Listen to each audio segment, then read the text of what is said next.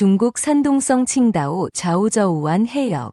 이곳 어민들의 선박에는 물고기 대신 불가사리가 가득 실려 있습니다.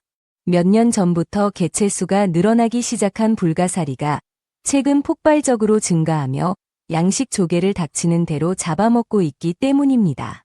피해가 감당할 수 없는 수준에 이르자 어민들은 직접 불가사리 제거 작업에 나섰습니다.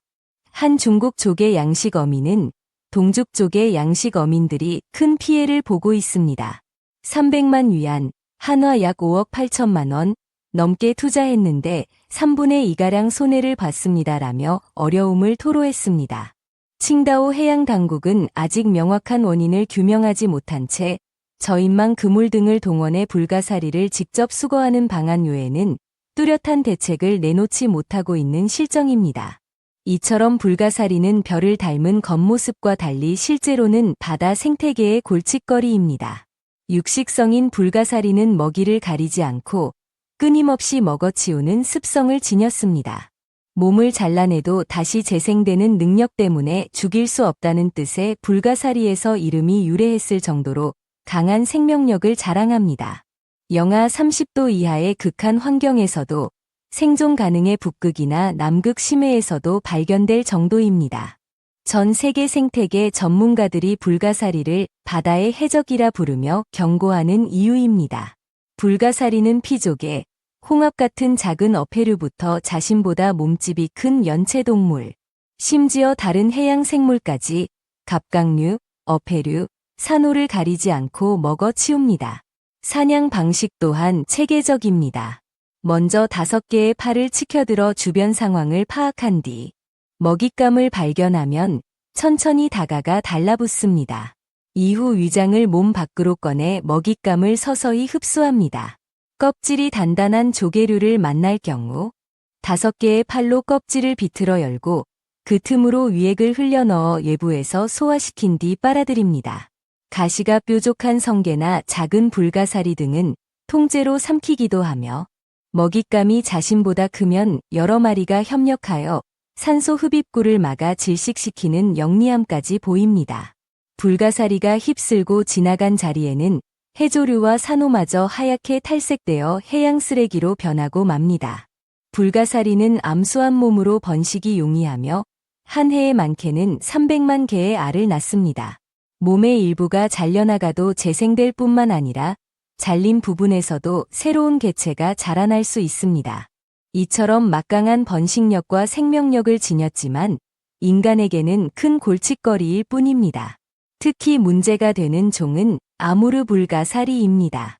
본래 태평양 북서부에 분포하던 이 종은 현재 전 세계 바다로 퍼져나갔는데 국가 간 선박 이동 시 평형수, 밸러스트 수를 채우고 버리는 과정에서 함께 유입된 것으로 추정됩니다.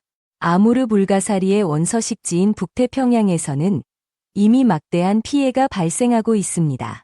2013년 발표된 한 해양생물학 논문은 아무르 불가사리를 가장 큰 자연적 위협 중 하나라고 지목하며 이들로 인해 북태평양 산호초 비율이 단 4년 만에 50%에서 5%까지 급감했고 파괴된 생태계 복원에 최소 10년이 걸릴 것이라고 경고했습니다.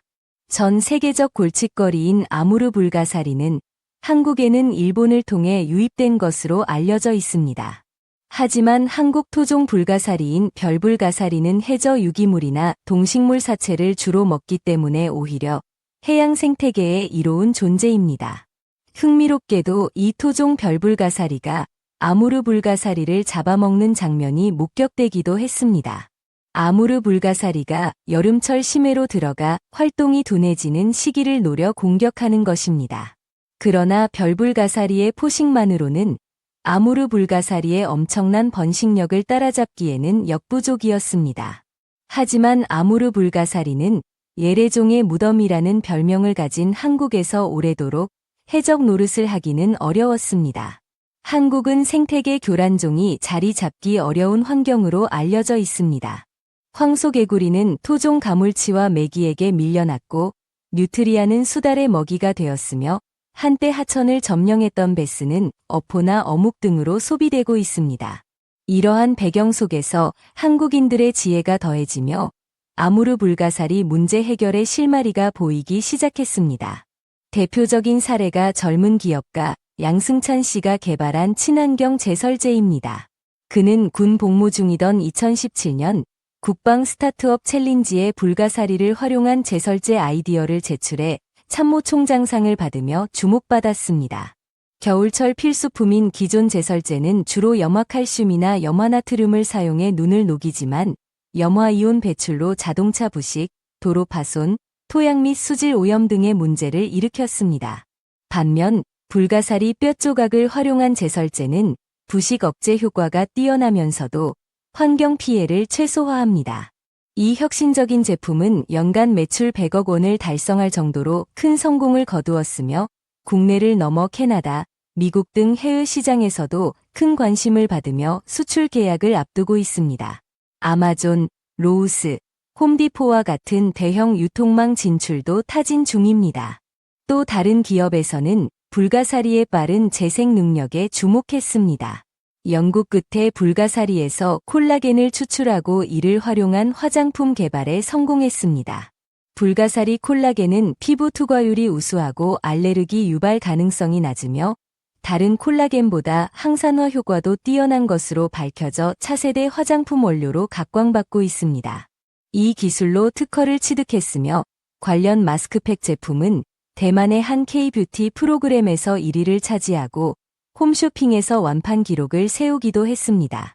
천적조차 없어 큰 골칫거리였던 아무르 불가사리가 한국에서는 새로운 활용 방안을 통해 경제적 가치를 창출하는 대상으로 탈바꿈한 것입니다. 이는 외래종 문제에 대한 창의적인 해결책을 제시한 놀라운 성과라 할 수 있습니다.